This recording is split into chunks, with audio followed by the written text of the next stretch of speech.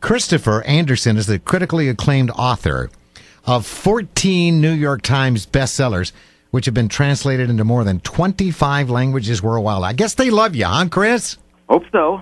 Some people do. You've got a fascinating book out. Christopher Andersen, the author of MICK-The Wildlife and Mad Genius of Jagger. Okay, I read the book. I looked at the photographs. I got one question for you. How can this man still be alive, Christopher? I know. 4,000 women, all those drugs, all that success, and yet he is, he said, I'd rather die than be 45 and still singing Satisfaction. He's going to be 69 in 2 weeks.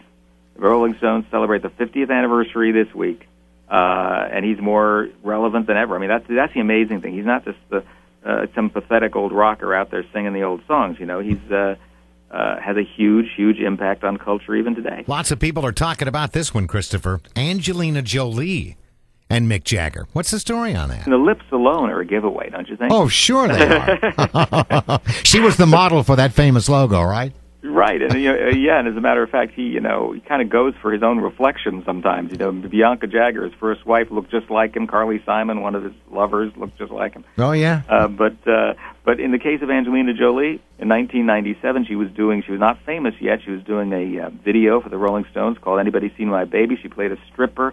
She was kind of this dangerous character, and Mick fell in love with her right away. Had to have her, and she kind of played him for 2 years. I mean, he would call up. And, and leave these, you just sob into the phone. He'd be leaving these messages, tearful messages, pleading with her to call him back.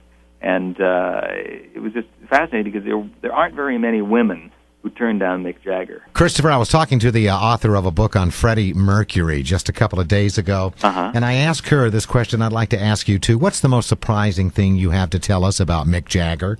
Well, before I answer that, I should tell you that, that Mick Jagger, when they started the Rolling Stones records, he had a chance to sign Queen. And he turned it down. Oh, yeah. So Freddie, I think he was a little intimidated. Well, the most surprising thing, it's just so many sides to this guy. I think that surprises me. He's terribly disciplined on one hand, physically and mentally, but on the other, of course, he's a hedonist in every sense of the word. He's done everything you can do. Once again, very proud to be talking with Christopher Andersen this morning, who's got a book out, The Wildlife and Mad Genius of Jagger. We wish you all the very best, Christopher. Thank you. Great fun as always. In the morning, in the morning, in the morning, in the morning, in the morning. Hunter and Michaels, mornings on Wind FM.